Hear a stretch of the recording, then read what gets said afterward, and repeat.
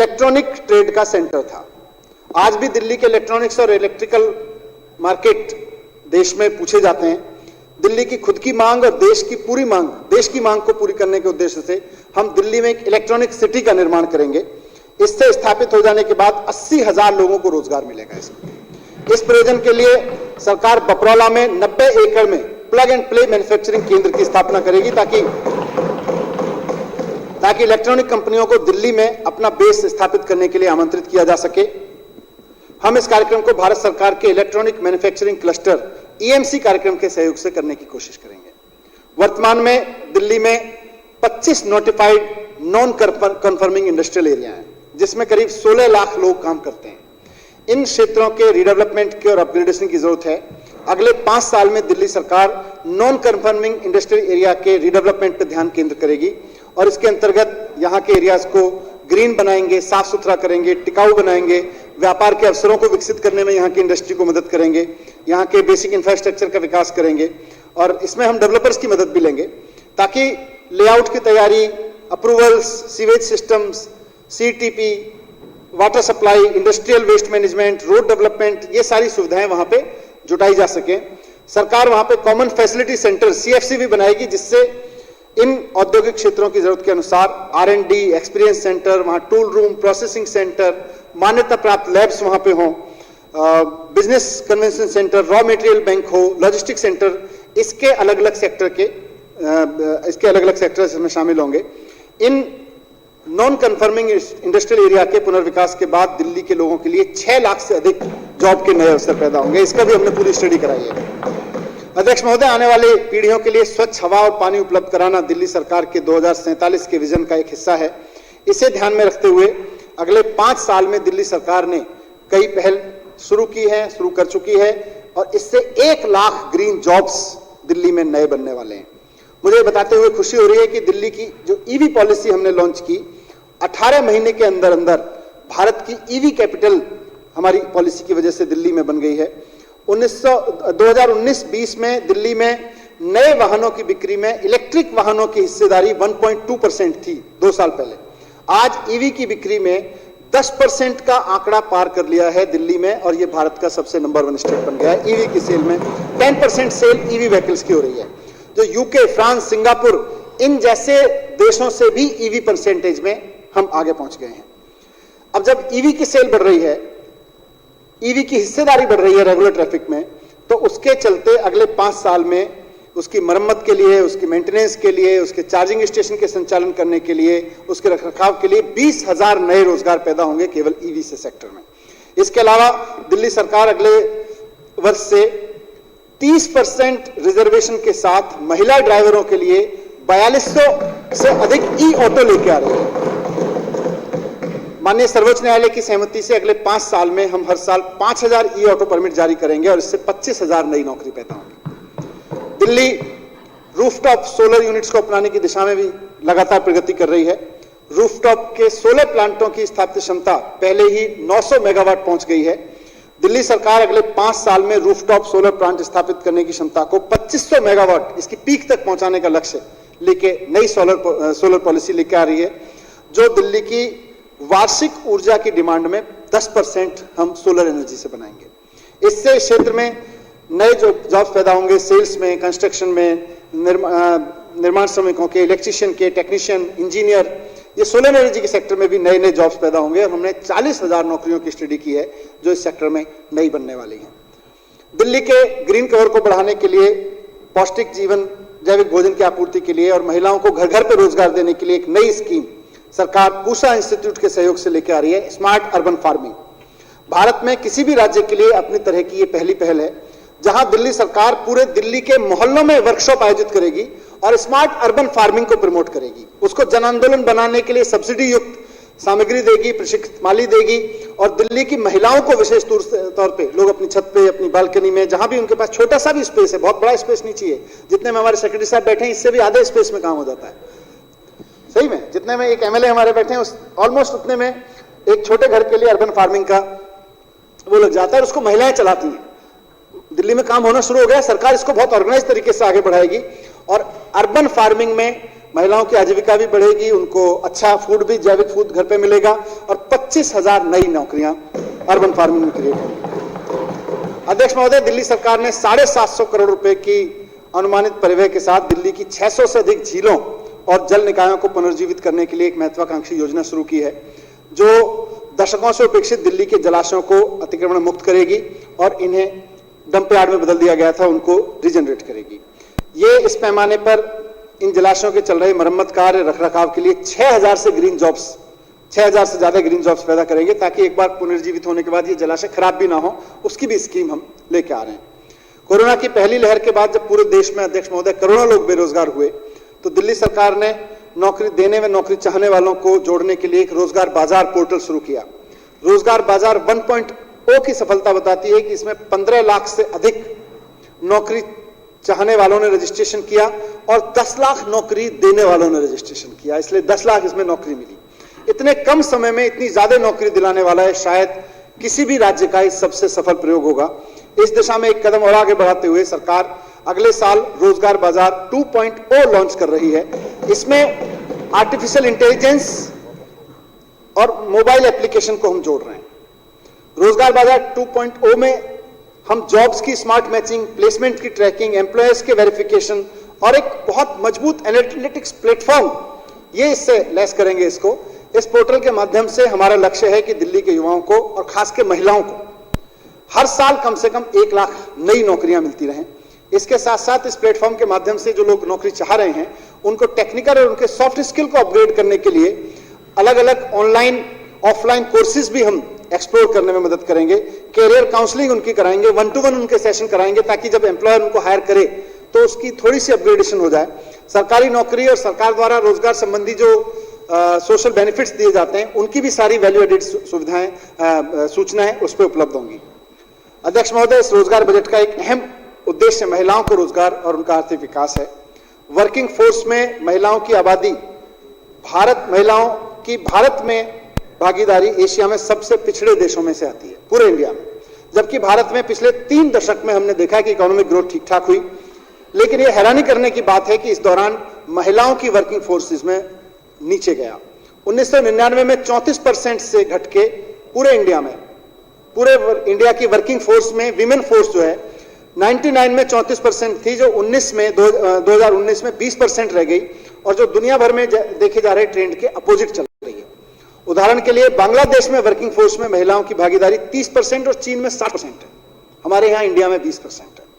इसके अलावा महामारी के दौरान जो बेरोजगारी उत्पन्न हुई उसमें सबसे ज्यादा जॉब्स महिलाओं के गए हैं। सारे अर्थशास्त्री इस बात पर सहमत हैं कि जब तक भारत की महिलाएं देश की वर्किंग फोर्स से बाहर रहेंगी तब तक भारत एक विकासशील से विकसित देश बनने का सपना रह जाएगा। इसके मद्देनजर इस साल के बजट में जो मैंने अभी कुछ योजनाएं पेश की और आगे जो करूंगा, इसमें महिलाओं के लिए अधिक से अधिक रोजगार के अवसर पैदा करने पर हम फोकस कर रहे हैं। गांधीनगर में जो हम रिटेल सेल की बात कर रहे हैं, डिजाइन रेडीमेड कपड़ों का काम महिलाएं द्वारा किया जाता है ज्यादातर। गांधीनगर को जैसे ही गारमेंट डिजाइन और असेंबली के हब के रूप में विकसित करेंगे, महिलाओं के लिए उसमें अधिक रोजगार के अवसर पैदा होंगे। इलेक्ट्रॉनिक्स असेंबली इकाइयां ज्यादातर महिलाओं को रोजगार देती हैं। दिल्ली के इलेक्ट्रॉनिक शहर स्थापना से फिर से महिलाओं के लिए रोजगार के और अवसर पैदा होंगे। दिल्ली में urban farming, electric auto, electric bus के चलन में महिलाओं को रोजगार देने के लिए नए अवसर मिल रहे हैं। रोजगार बाजार 2.0 में भी हम महिलाओं को ज्यादा रोजगार कैसे मिले उस पर हम खास ध्यान देंगे। इस तरह विभिन्न क्षेत्रों में अगले 5 साल में कम से कम 20 लाख रोजगार पैदा होंगे।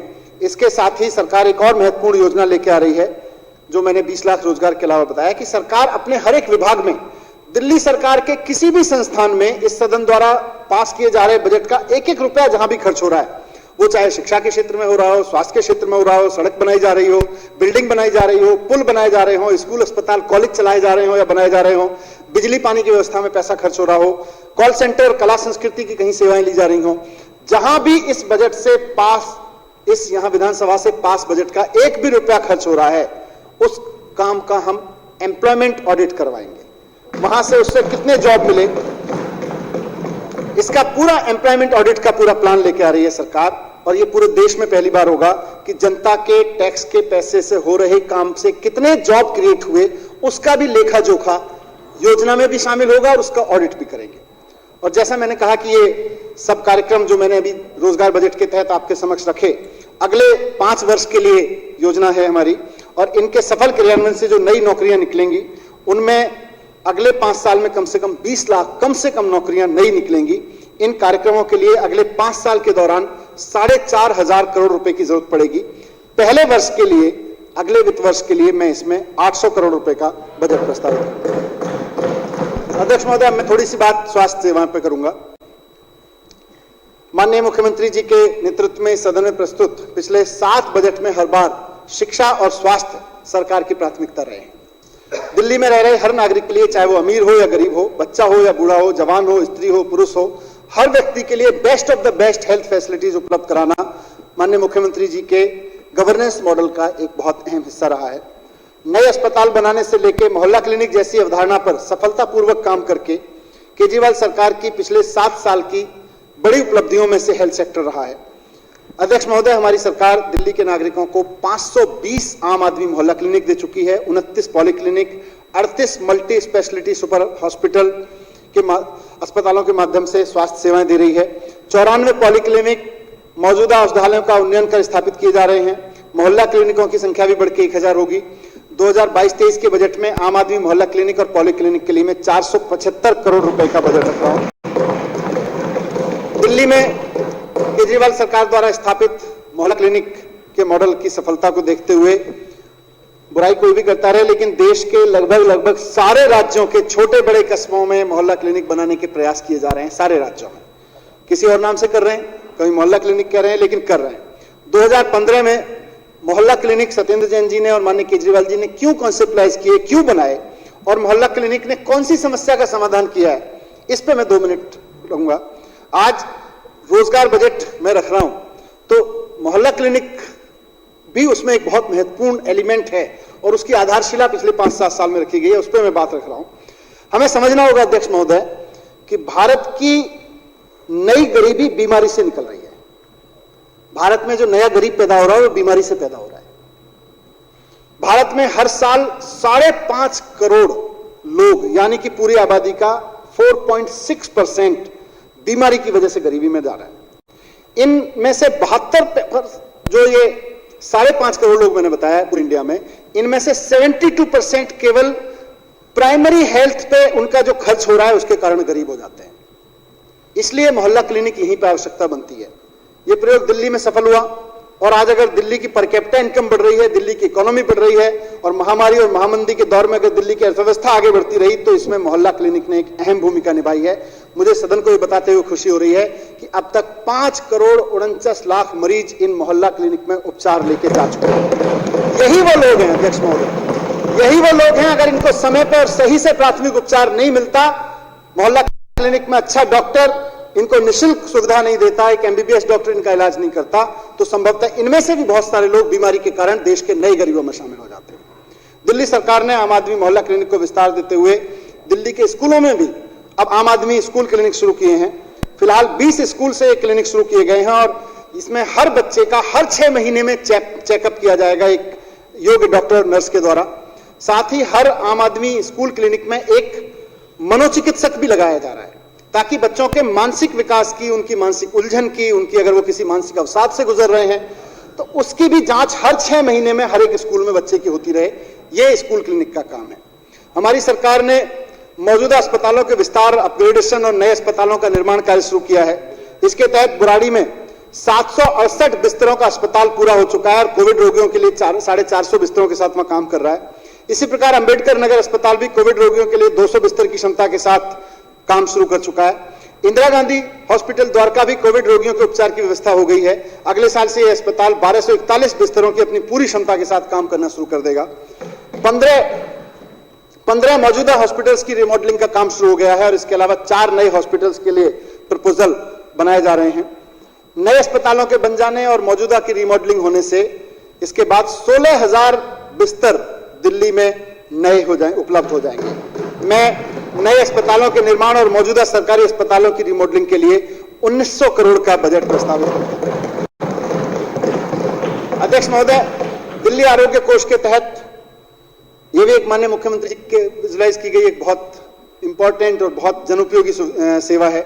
दिल्ली आरोग्य कोष के तहत निःशुल्क उपचार सर्जरी, रेडियोलॉजी, क्लिनिकल सेवाएं उन रोगियों को निजी अस्पतालों के जरिए उपलब्ध कराई जा रही हैं जिनका कई कारणों के चलते दिल्ली के सरकारी अस्पतालों में इलाज संभव नहीं हो पाता। इस योजना के लिए भी अगले साल 50 करोड़ रुपए का बजट इसमें प्रस्तावित है। अध्यक्ष महोदय, ये तो सब इंफ्रास्ट्रक्चर और हेल्थ फैसिलिटीज को आगे बढ़ाने से संबंधित काम है, लेकिन इसके अलावा दो बड़े कदम जो सरकार उठाने जा रही है और जिसकी पूरी तैयारी हो चुकी है और इस साल से उन पर काम शुरू हो जाएगा, वो है, उसमें पहला है हॉस्पिटल इंफॉर्मेशन मैनेजमेंट सिस्टम और हेल्थ कार्ड। इसके तहत सारे नागरिकों को, दिल्ली के सब नागरिकों को उनके मतदाता पहचान या जनसंख्या रजिस्टर के आधार पर QR कोड बेस्ड ई हेल्थ कार्ड उपलब्ध कराया जाएगा। इससे रोगियों की पहचान करने और जियो टैगिंग के साथ उनकी बीमारी की बुनियादी जानकारी प्राप्त करने में मदद मिलेगी। इसके अलावा यह प्रणाली फैमिली ट्री यानी परिवार के सदस्यों की जानकारी, उनकी बीमारी वगैरह का डिटेल लेने में मदद करेगी। इससे दिल्ली के सभी नागरिकों को बेहतर और समय पर इलाज करवाने में आसानी हो जाएगी। इस योजना के लिए अगले साल के लिए मैं 160 करोड़ रुपए का बजट प्रस्तावित कर रहा हूं। दूसरा है हेल्थ हेल्पलाइन। जो हेल्थ कार्ड धारक होंगे उनके लिए एक निःशुल्क हेल्थ हेल्पलाइन शुरू की जाएगी जो 24 घंटे हेल्पलाइन होगी। इसमें फोन करके कोई भी हेल्थ कार्ड का धारक किस बीमारी के लिए कहां इलाज कराना है, क्या करना चाहिए जैसी सलाह ले सकते हैं।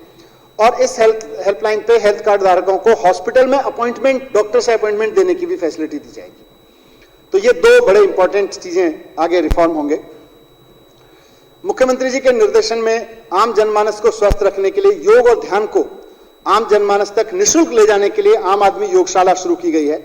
इसकी घोषणा मैंने पिछले बजट में की थी और मुझे खुशी है कि कोरोना के लहरों के बीच भी दिल्ली सरकार के डिपसारू यूनिवर्सिटी ने ट्रेंड 450 योग शिक्षक रोजाना 15,000 से अधिक लोगों को उनकी सुविधा और समय के अनुसार योगशाला चला रहे हैं। लोगों को शारीरिक और मानसिक स्वास्थ्य बनाए रखने के लिए अपने आप में एक बहुत बड़ा अभियान है, जिसे माननीय मुख्यमंत्री जी ने कहा है कि योग को हमें जन आंदोलन बनाना है, उसके संकल्प के साथ आगे बढ़ा रहे हैं। ये योजना अगले साल भी चलती रहेगी। इसके लिए बजट में अलग से 15 करोड़ रुपए का प्रावधान है। अध्यक्ष महोदय, जब मैं सदन के समक्ष केजरीवाल सरकार का मॉडल रोजगार बजट पहली बार लेके आया हूं, तो थोड़ी सी बात मैं स्वास्थ्य और रोजगार के रिश्ते पे भी करना चाहता हूं। यह भी इंपॉर्टेंट इस सदन को इंफॉर्मेशन है। अगर कोविड की बीमारी नहीं होती तो शायद लोगों का ध्यान इस ओर नहीं जाता कि किसी देश की आर्थिक प्रगति का उस देश के लोगों के स्वास्थ्य से सीधा संबंध होता है। नीति विश्लेषक और आर्थिक इतिहास के विशेषज्ञ अनिंद्य सेन गुप्ता ने लिखा है कि स्वास्थ्य की व्यवस्था आर्थिक चर्चाओं का हिस्सा होती नहीं है। ये ट्रेजेडी है हमारे देश में थोड़ी सी, कि हमारी जो स्वास्थ्य की व्यवस्था है, जब हम आर्थिक चर्चा करते हैं तो अपनी health facilities, health development, health की बात नहीं करते, हम आर्थिक बात करते हैं, आर्थिक प्रगति की बात करते हैं। तो कहते हैं कि स्वास्थ्य की व्यवस्था आर्थिक चर्चाओं का हिस्सा नहीं होती, लेकिन महामारी के बाद दुनिया समृद्धि के जो नए पैमाने लागू करेगी उसमें यह तय होगा कि जिस मुल्क का स्वास्थ्य ढांचा जितना चुस्त होगा उस पर उतने बड़े दाव लगाए जाएंगे। ये आगे आने वाले समय के लिए बड़ी वर्ल्ड इकोनॉमीज के बारे में फोरकास्ट है। ऐसा इसलिए है क्योंकि जैसे जैसे हमारी आबादी की उम्र बढ़ती है वैसे वैसे उसकी प्रोडक्टिविटी कम होती रहती है। ऐसे में वर्किंग पॉपुलेशन से और ज्यादा बेटर प्रोडक्शन की जरूरत है। ऐसा करने के लिए स्वास्थ्य सेवाओं को बेहतर बनाना एकमात्र रास्ता है। और 55 साल की उम्र से, मतलब उन्होंने एग्जांपल दिया कि 55 साल की उम्र वाले व्यक्ति से 45 साल की उम्र वाले का काम कराया जा सके, ये हेल्थ सिस्टम